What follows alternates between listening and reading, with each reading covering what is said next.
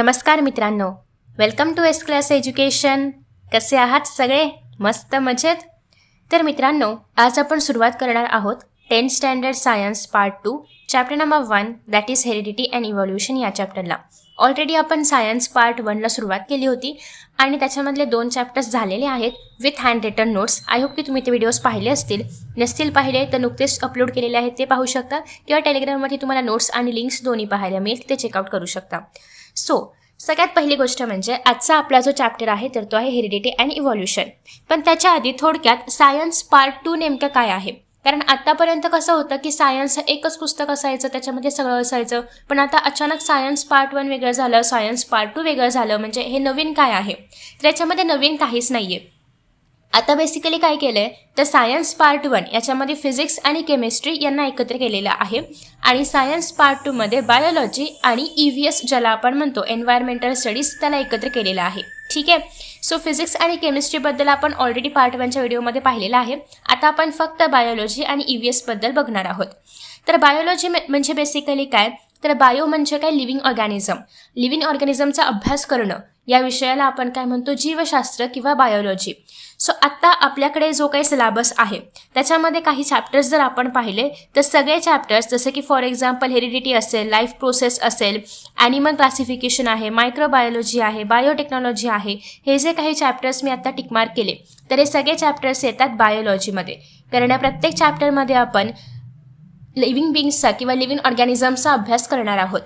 त्या व्यतिरिक्त environmental management असेल, सोशल हेल्थ आहे, disaster management, towards clean energy, हे जे चॅप्टर्स आहेत याच्यामध्ये आपण एन्व्हायरमेंटचा अभ्यास करतोय, एन्व्हायरमेंटल इश्यूजचा अभ्यास करणार आहोत, बायोडायव्हर्सिटी जी काही आहे, इकोलॉजीचा अभ्यास करणार आहोत, इकोसिस्टम तुम्हाला माहिती असेल त्याचा अभ्यास करणार आहोत. सो हे सगळं येतं कशामध्ये, EVSमध्ये. ठीक आहे.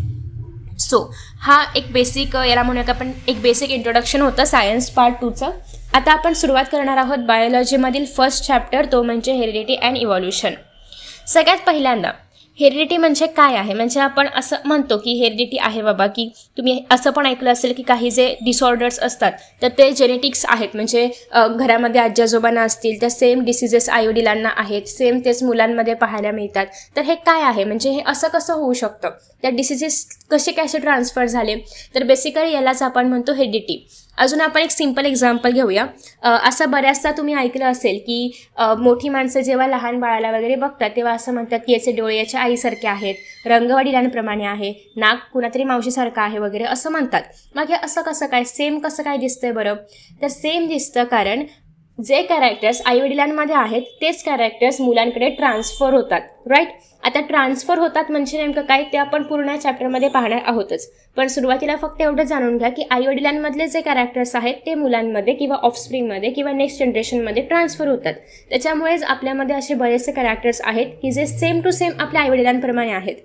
मग तुम्ही म्हणाल जर असं असतं तर मग आपण एकदम डिट्टो आपल्या आईवडिलांसारखे का नाही दिसत, म्हणजे सेम दिसलं पाहिजे ना आपण. एक तर तुम्ही सेम तुमच्या फादरप्रमाणे किंवा सेम तुमच्या मदरप्रमाणे दिसले पाहिजे, असं तर तुम्ही दिसतच नाही. असं कसं काय होते? तर असं यामुळे होतं की इवन दोघांचे कॅरेक्टर्स ट्रान्सफर होत असले तरी पण ते जसे आहेत तसे ट्रान्सफर होतील असं आपण 100% नाही म्हणू शकत. त्याच्यामध्ये जेनेटिक रिकॉम्बिनेशन होतं. जेनेटिक रिकॉम्बिनेशन हा जो एक कॉन्सेप्ट आहे हा तुम्हाला सेल डिव्हिजनमध्ये पाहायला मिळेल, जो की आपला सेकंड चॅप्टर आहे. सो आत्ता आपण लगेचच सगळं एकदम जाणून घ्यायचं आहे वगैरे असं होणार नाही आहे. थोड्या गोष्टी तुम्हाला आता पाहायला मिळतील. सेकंड चॅप्टर, थर्ड चॅप्टरपर्यंत तुम्हाला या सगळ्या कॉन्सेप्ट्स क्लिअर होतील. जास्त दूर नाही आहे, लवकरच येणार आहेत सेकंड आणि थर्ड चॅप्टर्स. तर थोडीशी उत्सुकता जरा आपण ताणून धरूया. आणि बेसिकली हे जे काही कॅरेक्टर्स ट्रान्सफर होत आहेत त्याच्यामुळेच आपल्याला आईवडिलांमध्ये आणि त्यांच्या ऑफस्प्रिंग्समध्ये किंवा नेक्स्ट जनरेशनमध्ये सिमिलॅरिटीज पाहायला मिळतात. ठीक आहे. सो आय होप तुम्हाला हेरिडिटी म्हणजे बेसिकली म्हणजे एकदम बेसिकमध्ये काय असतं हे कळलं असेल. ओके. आता इथे काही क्वेश्चन्स विचारलेले आहेत की which component of the cellular nucleus of living organism carries hereditary characters, म्हणजे आपल्या बॉडीमधलं असं काय आहे की जे हेरिडिटरी कॅरेक्टर्स कॅरी करतं. म्हणजे ते कुठेतरी असलं पाहिजे ना, हेरिडिटी इकडून तिकडे जातं, पण नेमकं काय जातं पेरेंट्सपासून ऑफस्प्रिंगकडे, नेमकं ते काय आहे की जे जातं ज्याच्यामुळे पेरेंट्स आणि ऑफस्प्रिंग सेम थोडेफार सेम कॅरेक्टर्स दाखवतात. तर बेसिकली तुम्हाला सगळ्यांना माहिती असेल हा आपला सेल आहे. सगळ्यांनी सेलबद्दल इन्फॉर्मेशन पाहिली असेल ना प्रिव्हियस स्टँडर्ड्समध्ये वगैरे, की सेल असतं, सेलमध्ये न्यूक्लियस असतं वगैरे. ठीक आहे. सो हा जो आहे हा आपला सेल आहे. याच्यामध्ये हे आपलं न्यूक्लियस आहे. ठीक आहे, सगळ्यांना हे पण माहिती असेल 9th आपण पाहिले की न्यूक्लियसमध्ये DNA असतं. ठीक आहे, असं DNA असतं. ओके, आता हा जो DNA आहे याच्या प्रत्येक सेगमेंटला, ओके, DNAच्या प्रत्येक सेगमेंटला आपण काय म्हणतो, जीन. बस जीनपर्यंत जायचं आहे आपल्याला. आणि हा जीन जो आहे तर या जीन्समध्ये असतात कॅरेक्टर्स. सो आता आपण म्हणतो की आपल्या आयरिसचा रंग काळा आहे, काहींच्या आयरिसचा रंग ब्ल्यू असतो, काहींचा ग्रे असतो, काहींचा ब्राऊन असतो. तर बेसिकली प्रत्येक सेल जो आहे आयरिसचा, त्या प्रत्येक सेल्समध्ये तो ब्लॅक कलरचं कॅरेक्टर प्रेझेंट आहे. त्या जीनमध्ये ब्लॅक कलरचं कॅरेक्टर प्रेझेंट आहे. जीन प्रेझेंट आहे DNAमध्ये, DNA प्रेझेंट आहे न्यूक्लियसमध्ये, न्यूक्लियस प्रेझेंट आहे सेलमध्ये. आणि ॲज यू ऑल नो की कुठलाही पार्ट बनवायचा असेल बॉडीमधला तर खूप सारे सेम कॅरेक्टर्सवाले सेल्स एकत्र येतात. मग सेम ब्लॅक कलरच जीन्समध्ये असणारे जे काही सेल्स आहेत ते एकत्र आले आणि त्यांनी आपलं आयरिस बनवलं. ठीक आहे, आणि त्याच्यामुळे ते ब्लॅक कलरचं पाहायला मिळतं. कारण हे जे जीन्समधला ब्लॅक कलर जो आहे तो कुठून आला, पॅरेंट्सकडून आला. कधी कधी असं पण होतं की पेरेंट्समध्ये मदरचा आय कलर ब्लॅक आहे, फादरचा आय कलर ब्राऊन आहे, किंवा आपण म्हणूया ग्रेइश आहे किंवा ग्रीनिश आहे, ब्लूइश आहे. आणि ऑफस्प्रिंगमध्ये अगेन ब्लॅक किंवा ब्ल्यू दोघांपैकी एकच काहीतरी कॅरेक्टर ट्रान्सफर होतं. असं कधी होतं तर ब्लॅक आणि ब्ल्यू जर पेरेंट्समध्ये आयरिसचा कलर असेल तर जो जास्त डॉमिनंट आहे, जो जास्त प्रभावी आहे तोच ऑफस्प्रिंगमध्ये ट्रान्सफर होतो. ठीक आहे, तर अशा पद्धतीने हे जे जीन्स आहेत याच्यामध्ये हे सगळे कॅरेक्टर्स प्रेझेंट असतात. आणि जेव्हा हे जे पेरेंट्सचे जीन्स आहेत ते जेव्हा ऑफस्प्रिंगमध्ये ट्रान्सफर केले जातात तेव्हा ते सेम कॅरेक्टर्स आपल्याला ऑफस्प्रिंगमध्ये पाहायला मिळतात. ऑफस्प्रिंग म्हणजे काय, बेबी किंवा नेक्स्ट जनरेशन. ठीक आहे, दुसरा क्वेश्चन असा आहे की what do we call to the process of transfer of physical and mental characters from parents to the progeny. आता ही जी प्रोसेस आहे की ज्याच्यामुळे मेंटल कॅरेक्टर्स किंवा फिजिकल कॅरेक्टर्स, मेंटल कॅरेक्टर्स म्हणजे काय, आपण कधी बघतो की मुलांचा स्वभाव पण त्यांच्या आईवडिलांप्रमाणे असतो. म्हणजे इन केस दोघांपैकी एखादा पेरेंट रागीट असेल तर चिडचिड असेल तर मुलं पण मे बी चिडचिडे होऊ शकतात. दोघांपैकी एखादा पेरेंट खूप जास्त संयमी आहे, दयाळू आहे तर मुलं पण तशी होऊ शकतात. ठीक आहे, आता अर्थात याच्यामध्ये आपण म्हणूया की थोडंफार पॅरेंटिंगचा पण भाग आहे, पण कधी कधी हे सगळे जे काही स्वभावाचे कॅरेक्टर्स आहेत ते मुलांमध्ये जीन्समधून पण ट्रान्सफर होतात. ठीक आहे, सो आफ्टर दॅट नेक्स्ट आहे तर या प्रोसेसला आपण म्हणतो हेरिडिटी. ओके, यालाच आपण काय म्हणतो, हेरिडिटी. नेक्स्ट आहे which are the components the DNA molecule. Okay, so DNAच्या मॉलिक्यूलमध्ये काय काय कंपोनंट्स आहेत तर बेसिकली तुम्ही 9th पाहिलं असेल की आपला हा जो DNA आहे, ठीक आहे, हा DNA बनलेला आहे डिऑक्झिरायबोन्यूक्लिक ॲसिडपासून. याच्यामध्ये तुम्हाला असे बरेचसे घटक पाहायला मिळतात जे एकमेकांना अटॅच्ड आहेत. तर बेसिकली हे प्युरिन्स आणि पिरिमिडिन्स असतात. ॲडिनाइन असेल, ग्वानिन असेल, ही नावं तुम्ही ऐकली असतील. तर हे काय आहेत, एक प्रकारचे न्यूक्लिक ॲसिड्स आहेत. हे एकमेकांना अटॅच्ड असतात आणि याच्या आधारे पुढे काय काय होतं किंवा प्रोटीन कसं बनतं, कॅरेक्टर कसं ट्रान्सफर होतात, हे सगळं आपल्याला या चॅप्टरमध्ये हळूहळू पाहायचं आहे. सध्या आपण हे क्वेश्चन जरासे बाजूला ठेवूया कारण इथेच सगळं एक्सप्लेन केलं तर मग चॅप्टरमध्ये काय करायचं ना. ओके, सो बेसिकली तुम्हाला हे कळलं असेल की DNA वगैरे काय आहे, DNA कुठे असतो, जीन्स काय आहे, कॅरेक्टर कसे ट्रान्सफर होतात, हा मेन मुद्दा होता इंट्रोडक्शनचा. आता आपण ॲक्च्युली आपल्या चॅप्टरकडे येऊया आणि मग आपण पुढे बघूया की जीन्स काय आहे आणि DNA वगैरे काय असतं. So you know that heredity is transfer of biological characters from one generation to the other generation via genes. ठीक आहे, सगळ्यांना हे माहिती आहे की जीन्सच्या हेल्पने जे बायोलॉजिकल कॅरेक्टर्स आहेत तर ते पेरेंट्सपासून प्रोजेनीकडे ट्रान्सफर केले जातात. थोडक्यात मी हे असं लिहिलं आहे, तुम्हाला कळत असेल मे बी. मी नोट्समध्ये ना खूप जास्त शॉर्टकट्स यूज केलेत, फ्लो चार्ट्स आणि काय म्हणूया आपण त्याला माइंड मॅपसारखं यूज केलेलं आहे जेणेकरून तुम्हाला ते लक्षात राहावं. सो आता ह्याचा जे काही शोध आहे तो कोणी लावला, मॉडर्न जेनेटिक्सचा फादर कोणाला म्हणतात, ग्रेगर मेंडलने. यांनीच याच्याबद्दल इन्फॉर्मेशन दिली होती की प्रिव्हियस जनरेशनमधले कॅरेक्टर्स नेक्स्ट जनरेशनकडे ट्रान्सफर होतात वगैरे वगैरे वगैरे. It took a long time to understand the conclusion of his research about heredity. In 1901, the research behind the sudden changes were understood due to the mutational theory of Hugo de Vries. So mutation म्हणजे काय, आत्ताच आपण पाहिलं की jeans असतात, jeans character define करतात. मग कधी कधी काय होतं की जीन्सचा एक पर्टिक्युलर सिक्वेन्स असतो, तो सिक्वेन्स जर बदलला तर कॅरेक्टर्स बदलतात आणि नेक्स्ट जनरेशनमध्ये हे बदललेले कॅरेक्टर्स जे आहेत तर ते आपल्याला पाहायला मिळतात. मग हा जो काय सडन चेंज होतो आहे जीन्सच्या सिक्वेन्समध्ये त्याला आपण म्हणतो म्युटेशन. ओके, सो जीन्समध्ये जो काय सडन बदल पाहायला मिळतो, सडन म्हणजे अचानक झालेला बदल, तर त्याला आपण म्हणणार आहोत म्युटेशन. मग हे जे आहे म्युटेशनल थिअरी याच्यावरती दिली गेली कोणी, ह्युगो द व्रिसने 1901मध्ये. आणि याच्यामुळे काही डिसिजेस पण होतात. For example sickle cell anaemia वगैरे असेल, हे तुम्हाला अगेन डिटेलमध्ये पाहायला मिळणार आहे नेक्स्ट स्टँडर्ड्समध्ये. बट थोडक्यात एवढंच लक्षात ठेवा की कधी कधी हे म्युटेशन चांगले पण असतात, कधी कधी वाईट पण असतात. म्हणजे आपले सगळ्यांना माहिती असेल की आपल्या बॉडीमध्ये RBCs असतात, रेड ब्लड सेल्स असतात, व्हाईट ब्लड सेल्स असतात. नसेल माहिती लोड घेऊ नका, पुढे तुम्हाला कळणार आहेच. ठीक आहे. सो बेसिकली हे जे RBCs आहेत यांचा एक प्रॉपर असा ओव्हल शेपमध्ये असतात ते.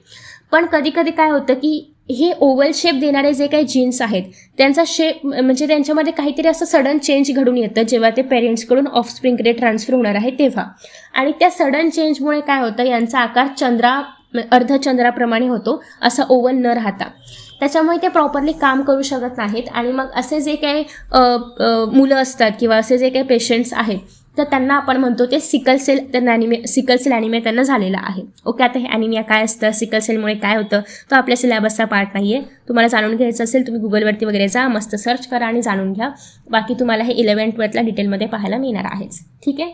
सो बेसिकली म्युटेशनचे एक एक्झाम्पल आहे ते म्हणजे sickle cell anaemia.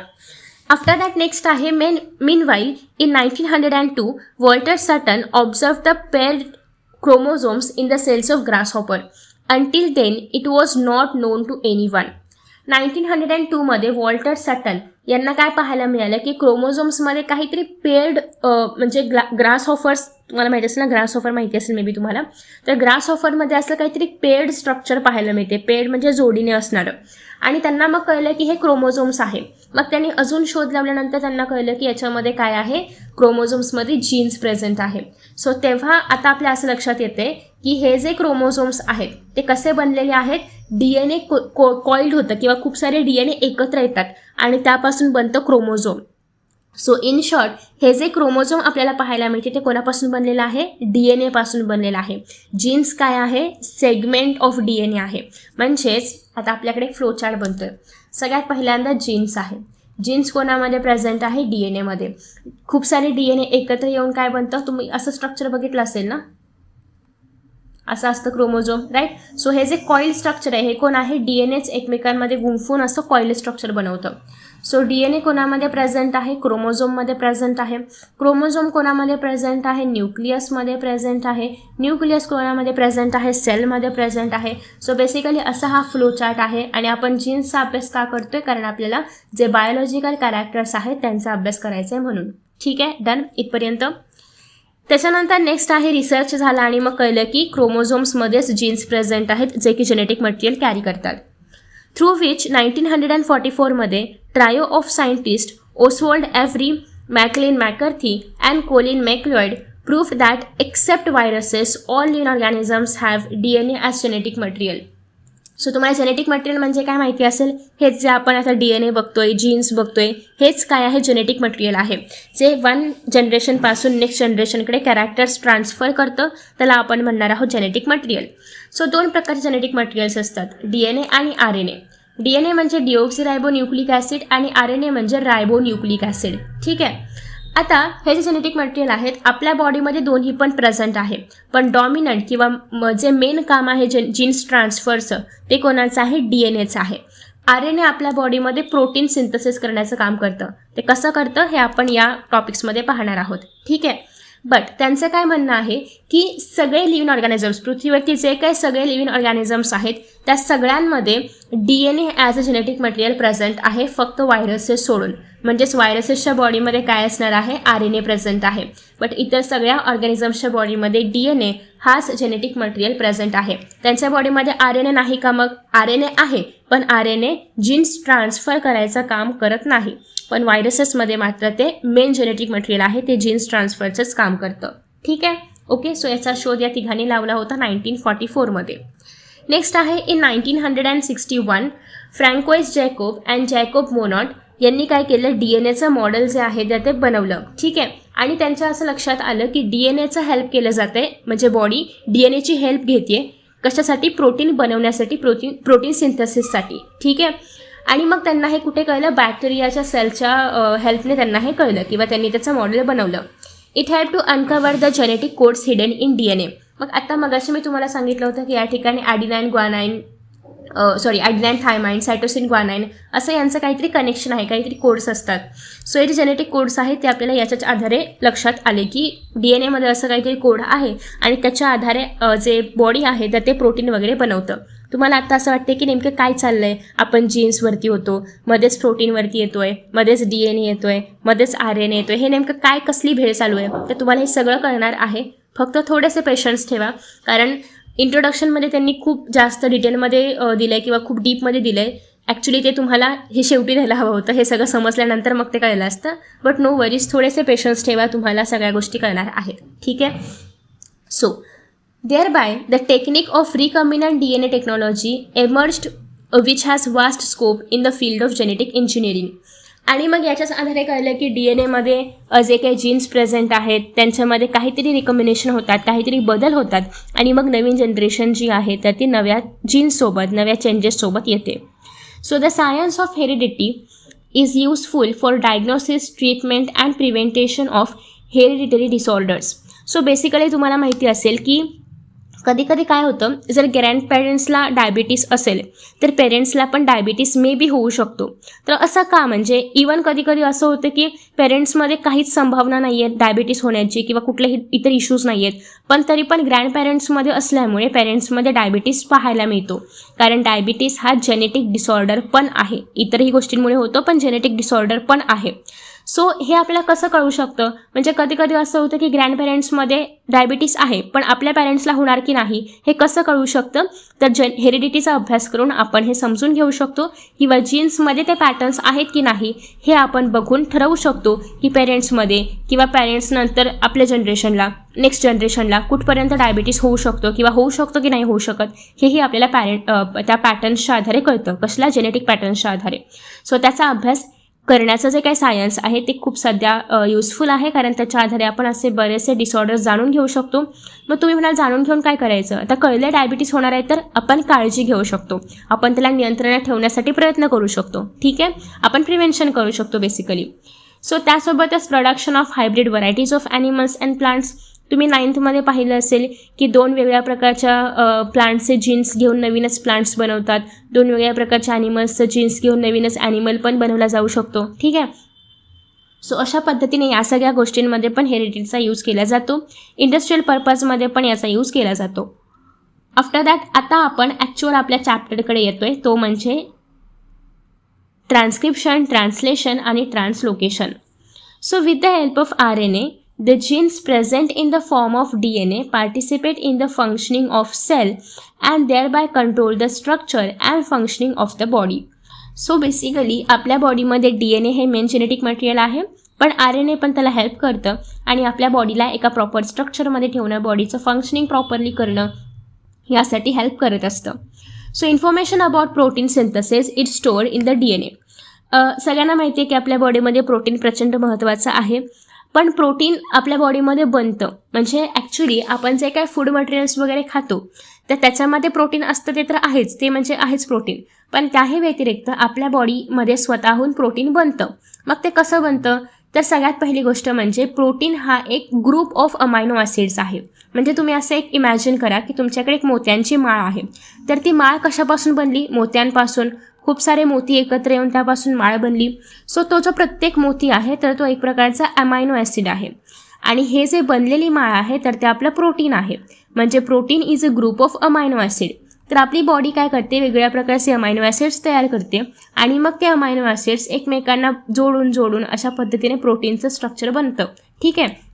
So in short काय, तर आपल्या बॉडीमध्ये प्रोटीन प्रचंड महत्त्वाचं आहे आणि प्रोटीन बनवण्यासाठी जी काही इन्फॉर्मेशन रिक्वायर्ड आहे ती सगळी DNA स्टोअर्ड असते. ठीक आहे. हे जे काही रिक्वायर्ड प्रोटीन आहेत, आपल्या बॉडीला जे रिक्वायर्ड प्रोटीन आहेत तर ते कोण बनवतं, DNA बनवतं, कारण सगळी इन्फॉर्मेशन कोणाकडे स्टोअर्ड आहे, DNAकडे स्टोअर्ड आहे.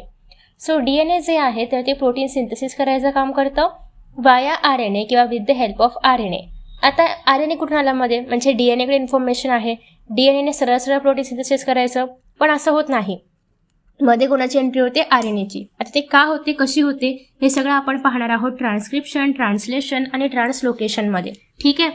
सो बेसिकली ही जी प्रोसेस आहे, कुठली process, formation of protein bye DNA through RNA, याला आपण काय म्हणतो, सेंट्रल डोग्मा म्हणतो. Again protein synthesis by DNA through RNA याला आपण काय म्हणणार आहोत, सेंट्रल डोग्मा. ठीक आहे. नेक्स्ट आहे तुम्हाला माहिती असेल की RNA 3 प्रकारचे आहेत. mRNA आहे, rRNA आहे आणि tRNA आहे. mRNA म्हणजे काय, मेसेंजर RNA, rRNA म्हणजे रायबोझोमल RNA आणि tRNA म्हणजे आपलं जे काय त्याचं नाव, ट्रान्सफर RNA. ठीक आहे. सो आता सगळ्यात पहिली गोष्ट आहे ती म्हणजे mRNA. ट्रान्स्क्रिप्शन आपण जे पाहणार आहोत त्याच्यामध्ये mRNA हाच एक मेन रोल जो आहे तर तो प्ले करणार आहे. ठीक आहे. So mRNA is produced as per the sequence of nucleotide on DNA. आता या ठिकाणी काय होतं की आपल्या सगळ्यांना माहिती आहे की DNA डबल स्टँडर्ड आहे. तर हा डबल स्टँडर्ड DNA जो आहे तर तो काय होतो, सिंगल स्टँडर्डमध्ये कन्वर्ट होतो. म्हणजे जे स्ट्रँड्स जे आहेत तर ते असं हेलिकल स्ट्रक्चर ब्रेकडाऊन होतं आणि ते असं सिंगल स्ट्रँडमध्ये कन्वर्ट होतं. ठीक आहे. सो आता त्याचे स्टँड्स जे आहेत ते सुटले. ते झाल्यानंतर आता या स्ट्रँडवरती काही सिक्वेन्स आहे, या स्ट्रँडवरती काही सिक्वेन्स आहे. आपला जो mRNA आहे तर हा मात्र कसा आहे, सिंगल स्टँडर्ड आहे. त्याच्यावरती काय होतं, ह्याचे जे काही सिक्वेन्स आहेत, आता हा आपला mRNA आहे, याच्यावरती जे काही सिक्वेन्स आहेत तर ते याच्यावरच्या सिक्वेन्सच्या अपोजिट असतं. म्हणजे जर DNA-वरती काय ते लिहिले मी, DNA-वरती जर ॲडिनाईन असेल तर mRNA-वरती काय असणार आहे, युरासिल. थायमिन RNA-मध्ये प्रेझेंट नसतं, त्याच्यामुळे काय असणार आहे, युरासिल. सायटोसिन जर असेल DNA-वरती तर त्याच्या अपोजिट म्हणजे ग्वानाईन बनणार आहे. थायमिन असेल तर अपोजिट म्हणजे ॲडिनाईन बनणार आहे. सो आपल्या DNA-वरती जो काही सिक्वेन्स असेल त्याच्या एक्झॅक्टली अपोजिट किंवा कॉम्प्लिमेंटरी सिक्वेन्स जो आहे तर तो mRNA-वरती बनणार आहे. म्हणजे इथे काय झालं, DNA-च्या कॉम्प्लिमेंटरी सिक्वेन्स कॉपी झाला कशावरती, mRNA-वरती. सो या ठिकाणी mRNA-वरती काय आहे, DNA-चा सिक्वेन्स आहे. मग ट्रान्स्क्रिप्शनमध्ये काय केलं जातं की कॉम्प्लिमेंटरी कोडॉन सिक्वेन्स जो आहे DNA-चा तर ते mRNA-वरती कॉपी होतं आणि त्यालाच आपण म्हणतो ट्रान्स्क्रिप्शन. हे करण्यासाठी RNA पॉलिमरेज, RNA न्यूक्लियोटाइड्स याचा यूज केला जातो. याचा आपला काही संबंध नाही आहे, पण तुम्हाला एक्झाममध्ये हे असं हाईड करून विचारलं जाऊ शकतं की इथे काय नाव येणार तर ते सांगा. तर त्यासाठी हे महत्त्वाचं आहे, तुम्ही नावं लक्षात ठेवू शकता. बाकी डीपमध्ये तुम्हाला इन्फॉर्मेशन नेक्स्ट स्टँडर्ड्समध्ये पाहायला मिळेल. आत्ता एवढं लक्षात ठेवू शकता की हे एक प्रकारचं एन्झाईम आहे. ठीक आहे, एक प्रकारचं एन्झाईम आहे, एवढं तुम्ही लक्षात ठेवू शकता. ओके. सो आफ्टर दॅट आता याला आपण काय म्हणणार आहोत, ट्रान्स्क्रिप्शन. सो आय होप सगळ्यांना ट्रान्स्क्रिप्शन म्हणजे काय कळलं असेल. ट्रान्स्क्रिप्शन म्हणजे काय, जस्ट आपल्याला DNA-वरती जो काही सिक्वेन्स आहे तर तो mRNA-वरती कॉपी करायचा आहे. कॉपी करताना DNA-च्या कॉम्प्लिमेंटरी सिक्वेन्स mRNA-वरती कॉपी होतो आणि याला आपण म्हणतो transcription. Okay. So the sequence of nucleotide in mRNA is always complementary to the DNA used for synthesis. Besides, there is uracil in RNA instead of thymine. हे पण आपण पाहिलं इथे. सो ही जी प्रोसेस आहे RNA सिंथेसाइज करण्याची याला आपण काय म्हणणार आहोत, ट्रान्स्क्रिप्शन.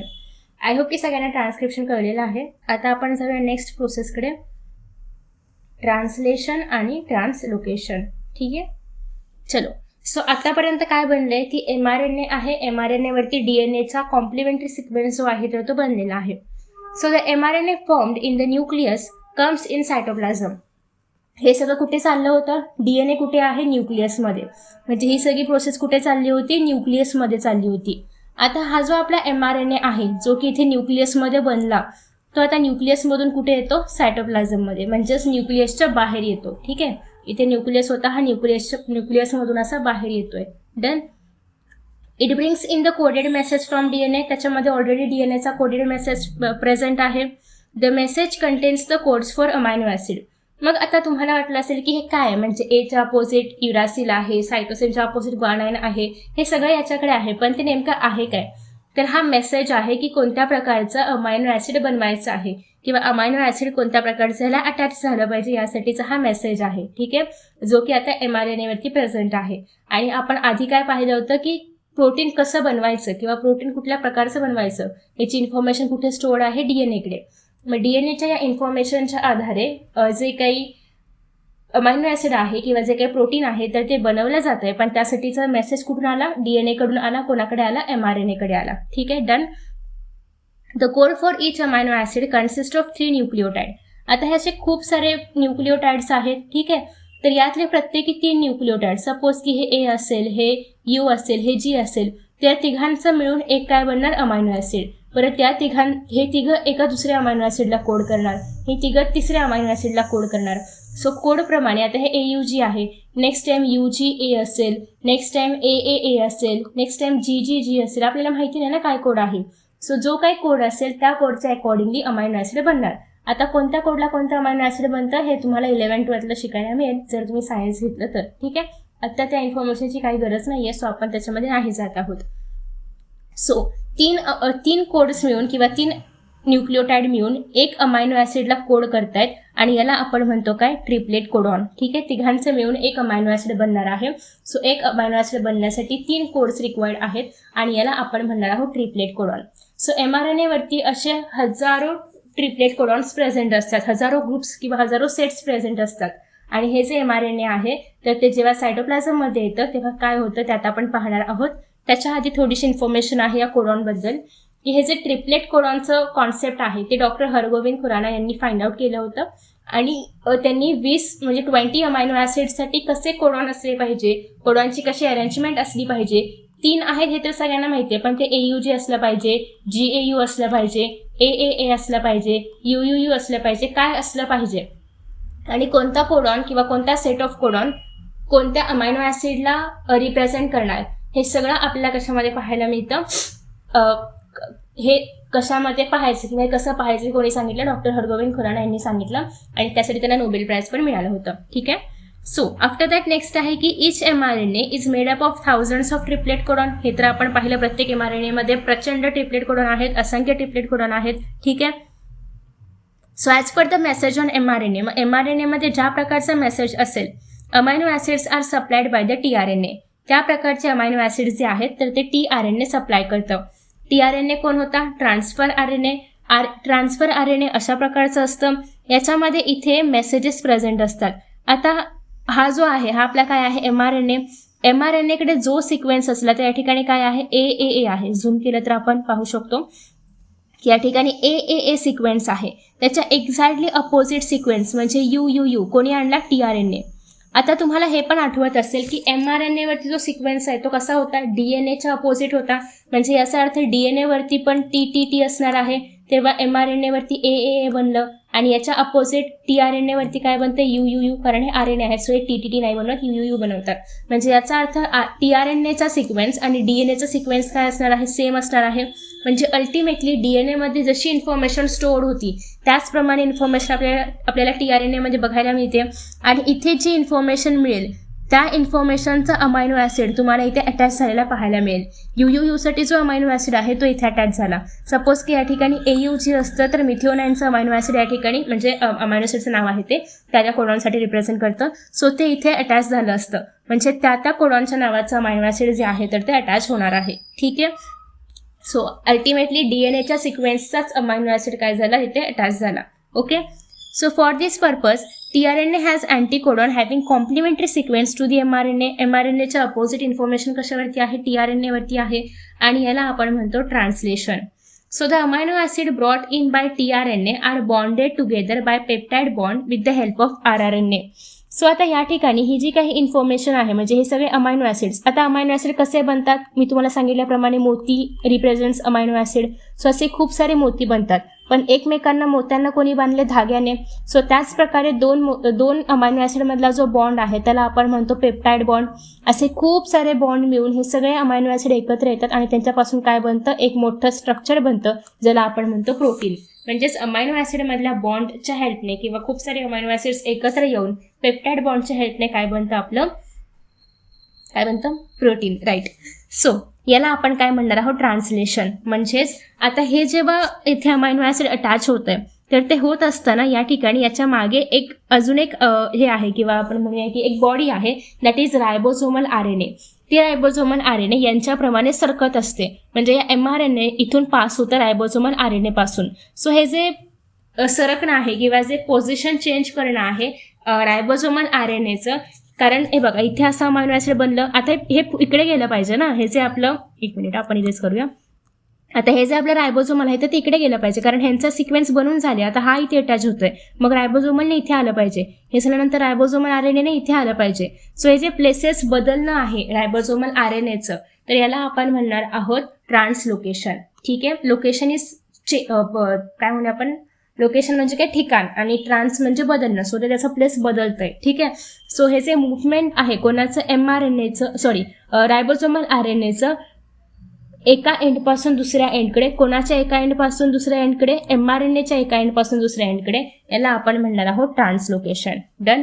सो आय होप तुम्हाला ट्रान्सलेशन, ट्रान्सलोकेशन आणि सगळ्यात पहिलं होतं ट्रान्स्क्रिप्शन, हे तिन्ही पण कळले असतील. आपण जस्ट एकदा तिघांचं रिव्हिजन करूया सो दॅट की तुम्हाला कन्फ्युजन होणार नाही. आता आपण इथे नोट्समधून करूया कारण तुम्हाला टेक्स्टबुकमधलं कॉन्टेंट तर समजलेलं आहे आता.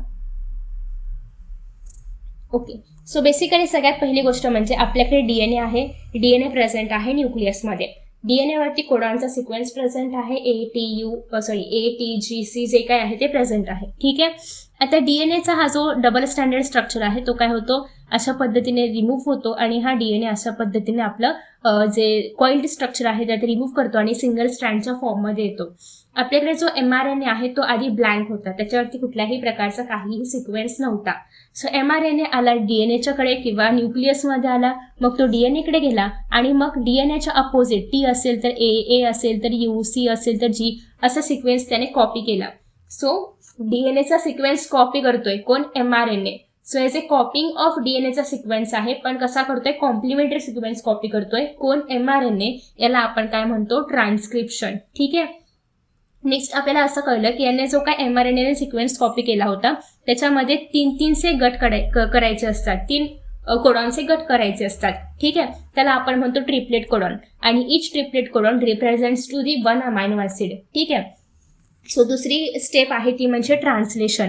ट्रान्सलेशनमध्ये काय होतं, डिपेंडिंग अपॉन की या 3 कोडॉनचं नाव काय आहे, AUG आहे, GUA आहे, वॉटेवर जे काय नाव आहे त्याच्या कॉम्प्लिमेंटरी नाव असणारा tRNA इथे अटॅच होतो. ओके, सो याच्या कॉम्प्लिमेंटरी नाव असणारा tRNA काय होतं, बरोबर याच्यावरती येऊन असा बसतो. हे दोघं मॅच झाले की या ठिकाणी त्या पेअरचा किंवा त्या ते ट्रिपलेट कोडॉन रिप्रेझेंट करणारा अमायनो ॲसिड इथे अटॅच होतो. सिमिलरली दुसऱ्या वेळेस अजून एक tRNA येणार, याच्या कॉम्प्लिमेंटरी कोड त्याच्यावरती असणार आणि अमायनो ॲसिड अटॅच होणार. असं करत करत अमायनो ॲसिडचं एक चेन बनते किंवा एक माळ बनते. ठीक आहे, आणि हे सगळे अमायनो ॲसिड एकमेकांना अटॅच असतात बाय पेप्टाइड बॉन्ड. आता हे होत असताना रायबोसोमल RNA काय करतो, इथे अटॅचमेंट झाली की हा पुढे जातो इथली अटॅचमेंट करायला, परत इथली अटॅचमेंट, परत इथली अटॅचमेंट, असं तो मागून फिरत असतो. आता ही जी प्रोसेस आहे, जेव्हा हे सगळे अमायनो ॲसिड्स एकत्र आले, tRNA mRNA वरती आला, अमायनो ॲसिड्स एकत्र आले किंवा अटॅच झाले, याला आपण म्हणतो ट्रान्सलेशन. आणि हे जी मुवमेंट आहे रायबोसोमल RNAची mRNAच्या एका एंडपासून दुसऱ्या एंडकडे ही अटॅचमेंट होईपर्यंत त्याला आपण काय म्हणणार आहोत, ट्रान्सलोकेशन. ठीक आहे, सो इन धिस वे आपण इथपर्यंत सगळं पाहिलेलं आहे. दुसरी गोष्ट आपण अजून एक कॉन्सेप्ट सुरुवातीला पाहिला होता तो म्हणजे म्युटेशन. एनीवन रिमेंबर की म्युटेशन काय होतं? सो बेसिकली म्युटेशनमध्ये आपण पाहिलं होतं की जीन्समध्ये काहीतरी चेंज होतं. ठीक आहे, so sudden changes that occurs किंवा that occur in the genes is called as mutation. Okay, so living organisms can produce new individuals like themselves due to genes only and some of those genes are transmitted to the next generation without change. काही genes आहे असे next जनरेशनकडे जातात, तर काही जीन्समध्ये त्याच्यामुळेच काय होतं की आहे असे गेल्यामुळे पेरेंट्सचे आहे असे कॅरेक्टर ऑफस्प्रिंगमध्ये पाहायला मिळतात. ठीक आहे, however sometimes sudden changes occur in those genes. Sometimes any nucleotide of the gene changes its position that causes a minor change which is nothing but mutation. But कधी कधी काय होतं की हे ट्रान्सफर होत असताना जीन्समध्ये काही मायनर चेंजेस घडून येतात आणि हे जे मायनर सडन चेंजेस आहेत यालाच आपण काय म्हणणार आहोत, म्युटेशन. ठीक आहे, सो आता हे जे म्युटेशन आहेत हे चांगले पण असू शकतात कधी कधी, तर कधी कधी या म्युटेशनने बरेचसे डिसऑर्डर्स पण झालेले पाहायला मिळू शकतात. आपण त्याचं एक्झाम्पल पाहिलं होतं सिकल सेल ॲनिमिया. ठीक आहे, so this was all about हेरिडिटीबद्दल एवढीच इन्फॉर्मेशन होती आणि हे सगळं तुम्हाला नोट्समध्ये पाहायला मिळते. हे नोट्स जे आहेत ते मी टेलिग्रामवरती अपलोड करणार आहे. जो काही गिरगिट केला आहे मी तो सगळा इरेज करून, जेणेकरून तुम्हाला क्लिअर नोट्स बघायला मिळतील. ठीक आहे, आय होप की तुम्हाला हा सगळा मी जे काही लिहून म्हणजे एक्स्ट्रा लिहिलं आता व्हिडिओ सुरू असताना ते सगळं नको असेल, कारण मी एक्स्ट्रा काही नवीन नाही लिहिलं आहे. जी काही बेसिक इन्फॉर्मेशन आहे तुम्हाला माहिती असेल तेच लिहिलेलं आहे. ठीक आहे, सो ते सगळं मी रिमूव्ह करणार आहे जेणेकरून तुम्हाला क्लिअर नोट्स बघायला मिळतील. हे नोट्स असणार आहे टेलिग्रामवरती, so please Telegram group join करा सो दॅट की तुम्हाला नोट्स डाउनलोड करता येतील. ही व्हॉट्सअप ग्रुप पण आहे, तो पण जॉईन करू शकता. त्याच्यावरती पण तुम्हाला हे PNG फॉर्मॅटमध्ये किंवा JPG फॉर्मॅटमध्ये पाहायला मिळेल. ठीक आहे. So thank you so much for watching this video. I hope की तुम्हाला आता कोणते डाऊट्स नाही आहेत, आणि इव्हन तुम्हाला काही डाऊट्स असतील तर तुम्ही खाली कमेंट्समध्ये पोस्ट करू शकता. मी ते जे आहे तर ते रीड करून त्याचा आन्सर देण्याचा प्रयत्न करेन. ओके. सो व्हिडिओ कसा वाटला हे नक्की सांगा. आणि व्ह्यूज प्रचंड कमी येत आहेत, so I don't know the reason, but तरी पण मी काही इम्प्रूव्ह करू शकत असेल किंवा माझ्याकडून काही अजून इम्प्रूव्ह हवं असेल तुम्हाला तर ते पण तुम्ही नक्की सांगा. मी ते पण करण्याचं ट्राय करेन. Thank you so much for watching this video and see you in the next video. Bye bye.